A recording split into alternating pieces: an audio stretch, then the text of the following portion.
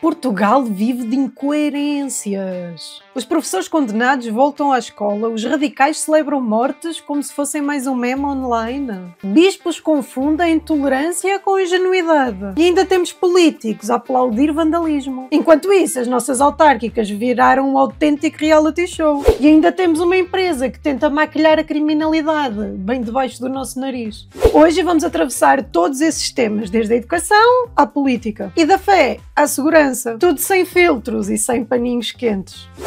Posso ser bruta? Antes de começarmos, eu sou a Andreia Viegas e sou a irmã mais velha que vocês não sabiam que precisavam. Eu não sou moralista, mas tenho olhos na cara. Então já aproveita para subscrever, dar like e partilhar este vídeo. Porque hoje o tema é pertinente e precisamos de coragem para falar sobre isto. E já que estamos a falar de ter coragem, aproveita e passa pela minha loja também. Lá encontras t-shirts que dizem tudo sem precisares de abrir a boca. E já tens o modelo fresquinho que acabamos de lançar esta semana. Porque se eu aqui falo aquilo que sei que muitos não têm coragem de dizer, nas tuas roupas podes vestir aquilo que poucos têm coragem de vestir. Professor condenado por 62 crimes de abuso sexual volta a ser colocado. Ministro diz que não terá contacto com alunos. Um país que volta a colocar abusadores na escola mostra aquilo que já sabíamos. Não aprendeu nada com o sofrimento das vítimas. O Ministro da Educação afirmou esta segunda-feira que o professor condenado a 8 anos de prisão por abuso sexual de menores, que voltou a ser colocado, não terá contacto com alunos e que cabe à escola garantir isso. Dizer que não terá contacto com os alunos é uma desculpa barata, não é uma solução. Abusador não se recicla em gabinetes. Afasta-se de vez. Quando o Estado normaliza isto, não está só a falhar em proteger as crianças. Está a passar a mensagem de que o crime tem uma segunda oportunidade. Mas a inocência, não. Mas se em Portugal já é chocante para mim ver que estes abusadores continuam em escolas, imagina o que eu sinto quando vejo a violência política ser celebrada noutros países. Depois da identificação do assassino de Charlie Kirk, começam a sair as novidades sobre o seu perfil político e, surpresa, surpresa, não era nenhum lobo solitário. O suspeito chama-se Tyler Robinson, de 22 anos. E o FBI já o conseguiu ligar à arma do crime através da ADN. Ou seja, não há mesmo volta a dar, foi ele.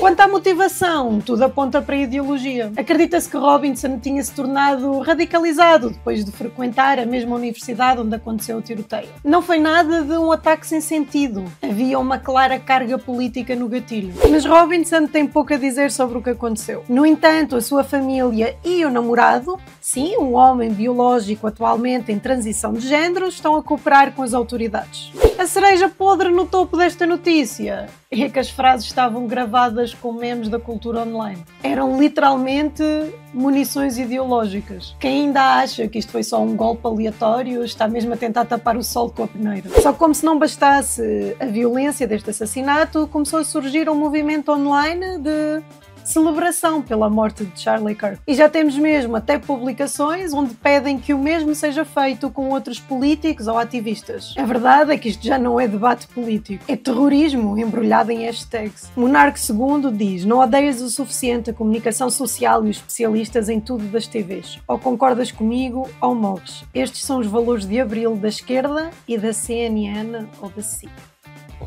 Defendia o uso e porte de arma alucinadamente. Ora, ele agora, enfim, é penalizado exatamente por este género de filosofia que ele defendia.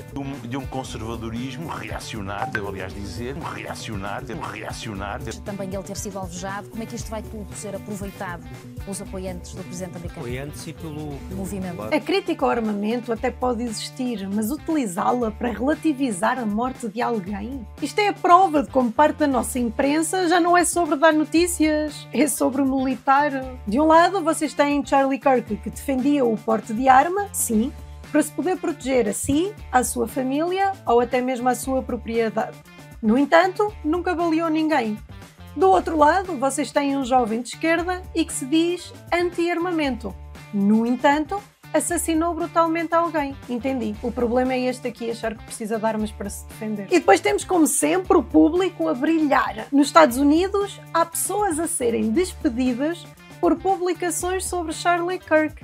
e um site para a expor. O público enquadra esta questão como se o problema fosse o site que expõe as pessoas que estão a celebrar uma morte, quase a colocar os autores de posts de ódio como se fossem as vítimas. Falam em pessoas despedidas por publicações, mas não sublinham o essencial. Essas publicações eram incitação à violência, eram piadas sobre um homicídio e eram um ódio descarado contra conservadores. Como sempre, optam por ignorar a narrativa que alimenta este tipo de pensamento. Durante anos normalizou-se que era ok desumanizar completamente vozes conservadoras. A esquerda faz piadas sobre a morte de Charlie Kirk e os nossos jornais preferem falar sobre consequências laborais em vez de discutir a banalização do ódio político que fez surgir este mesmo assassinato. 2 pesos, 2 medidas, é sempre a mesma coisa. Taproot disse, falso, foi criado um site para quem denuncia quem demonstra alegria pelo hediondo assassinato de Charlie Kirk. O público mente, aldraba, manipula, mas felizmente está nas lonas. Eu acho que devia estar mais. Imagina se fosse ao contrário, alguém de direita a celebrar a morte de alguém de esquerda. O público ia chamar isto de extremismo, discurso de ódio, fascismo digital. Mas como são militantes progressistas, a narrativa vira para pessoas despedidas injustamente. É engraçado porque quando a Mortágua foi assaltada numa zona que ela dizia ser pacífica, eu achei irónico, mas nunca me passou pela cabeça que ela merecia ser assaltada. A Mia diz, já era tempo da direita usar as mesmas armas que a esquerda sempre tem usado. Lidem com isso. Minha empresa, minhas regras. A Voz do Povo diz, o wokeismo é doentio, nada mais a dizer. Eu nem ia ver hoje, mas o Bolsonaro foi condenado e o outro levou um tiro nos cornos. Aplaudir a morte de alguém só porque não concordas com os ideais dele não é coragem. Aqui é apenas cobardia alcoólica transmitida online. Charlie Kirk foi morto a tiro, mas o que se expôs mais tarde é ainda pior.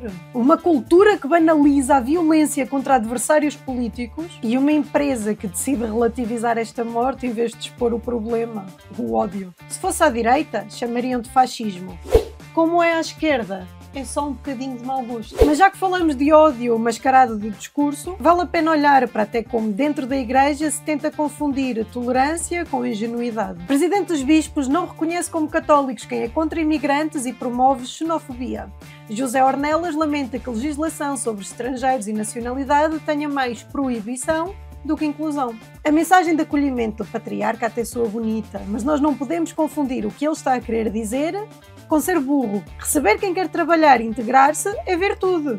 Fechar os olhos em nome da caridade é só um erro. O Formi diz, sou padre, olha que querer o nosso bem não é igual a querer o mal dos outros. Verdade. Não podia estar mais de acordo. Proteger o nosso bem não é desejar o mal dos outros. Pedir ordem e respeito cultural não é xenofobia, é bom senso. E se nas igrejas falam em acolhimento sem olhar a quem, nas ruas da Europa temos o resultado direto disso. Protestos que descambam para a violência até no meio desportivo. 2 detidos e 22 polícias feridos nos confrontos com manifestantes pró-Palestina na última etapa da Volta à Espanha. Este episódio da Volta à Espanha não é só um protesto, é um retrato de como a política já se infiltrou até no desporto. Uma corrida que devia unir a comunidade virou um palco de uma guerra ideológica. Protestar é claro que é legítimo, mas há uma linha vermelha que foi completamente ignorada. Bloquear uma competição internacional, agredir polícias e colocar em risco os atletas e o público não é ativismo, é violência pura. O mais surreal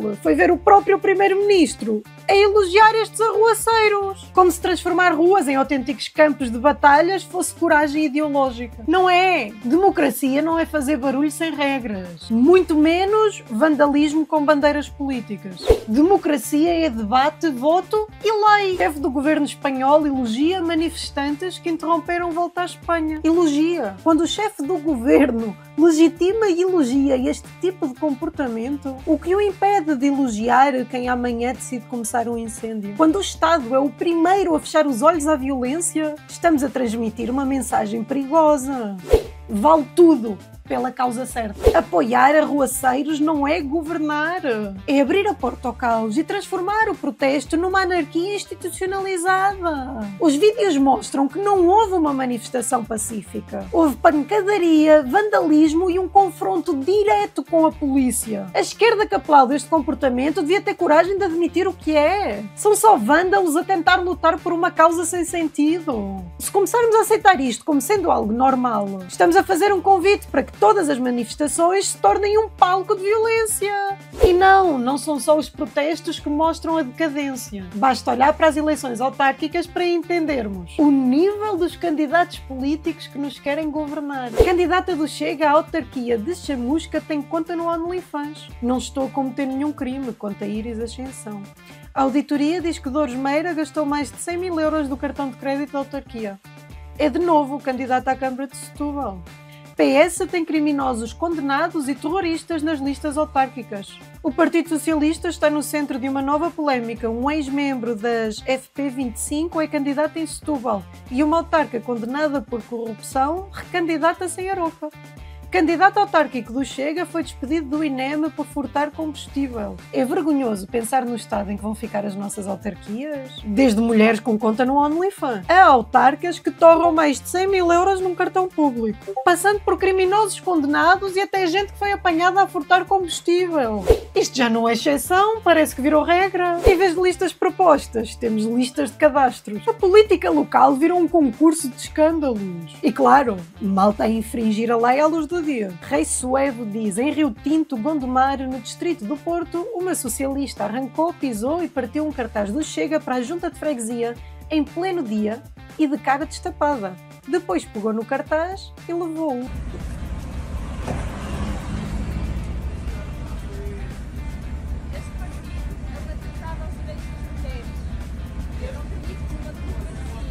Este partido é um atentado aos direitos das mulheres. Mas olhem este outro comentário, porque eu fiquei curiosa. Tony Russo diz: atenção com o Rio Tinto, estamos a falar da zona talvez mais perigosa do país e muita gente não sabe disto. Rio Tinto tem a maior plataforma subterrânea de armamento ilegal escondido no país, obtido por lavagem de capital de investidores na altura do Salgueiros e Boa Vista, anos 90. Os comentários sobre Rio Tinto parecem sempre o mesmo guião. Tráfico nos anos 90, discotecas, futebol e agora até bunkers subterrâneos cheios de armas. Tudo contado à mesa dos cafés como se fosse uma verdade absoluta. O mais curioso é que nunca ninguém investigou a sério. Ou seja, temos a maior base de armas fantasma da Europa, mas só na imaginação popular. No fim, Rio Tinto não é mistério. É só o retrato de um país que prefere viver à base de lendas do que fazer o trabalho de casa. Mas enquanto uns acumulam polémicas sérias, outros preferem brincar com hambúrgueres. Mas no fim, cabe ao eleitor decidir em quem acreditar. Ventura acusa Marcelo de ir a festival de hambúrgueres, que na verdade é festa dos cidadãos em Berlim. No vídeo já retraído, o líder do Chega disse: o Chega votou contra, como é evidente. Isto é uma bandalheira. Mas sabem porquê que isto passa? Sabem porquê que coisas destas passam? Porque vocês não sabem disto. Porque vocês não se revoltam com isto porque não sabem. Caramba, isto é mesmo aventura. Ele acusou Marcelo de ir a um festival de hambúrgueres quando na verdade era uma celebração com o cidadão. Exagero, sem dúvida. Só que o Ventura errou e assumiu o erro. E mais uma vez o Chega mostrou que domina os hypes das redes sociais. Porque no dia seguinte já tínhamos vídeos como este no Instagram. Sabem a que é que sabe este hambúrguer aqui? Sabe a primeiro lugar nas sondagens. E que maravilha! Olhem, um bom almoço a todos. Os portugueses conhecem bem os escândalos deste partido. Malas, prostituição, são 1000 polémicas diferentes. Só que eles olham à volta e veem todos os outros partidos atolados nas mesmas polémicas, ou pior. Por isso, querem ver se o Chega, com todos os seus defeitos, consegue fazer diferente. No final das contas, a pergunta não é sobre hambúrgueres. É mais, será que estamos prontos para dar uma trinca nesse primeiro lugar, só para descobrir o sabor? Só que, como sempre, há algo muito mais perigoso, que é quando a nossa imprensa decide o que deve ou não ser transmitido como um problema, manipulando assim a vossa percepção de segurança. Eu estou farta do público. Nos últimos 25 anos a criminalidade desceu, mas crimes nas capas de jornais duplicaram. A amplificação mediática dos fenómenos criminais alimenta o sentimento de insegurança que não corresponde à realidade da criminalidade em Portugal.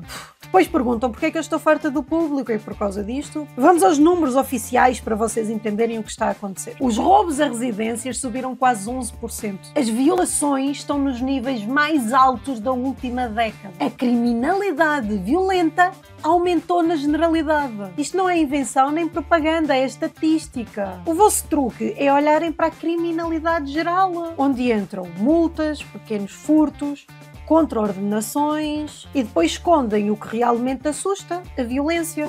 Isto é como dizer, não se preocupem que existam mortes e violações e coisas perigosas. Pelo menos a malta agora conduz com mais cuidado. O problema não é estes jornais falarem sobre o crime. O problema é haverem mais crimes dos graves e tentarem silenciar quem denuncia isso como extrema-direita. Ser tolerante não é ser cego. E chamar propaganda à realidade é brincar com a segurança das pessoas. O que vimos foi um país entregue à hipocrisia. Abusadores reciclados, os políticos e as suas palhaçadas, a violência em alta e os jornais a mascarar os números. Andam a chamar censura de proteção. Chamam vandalismo de protesto. E ainda falam como se a verdadeira propaganda fosse progresso. A pergunta é, nós vamos continuar a engluir distrações? Ou já é a hora de exigir coerência?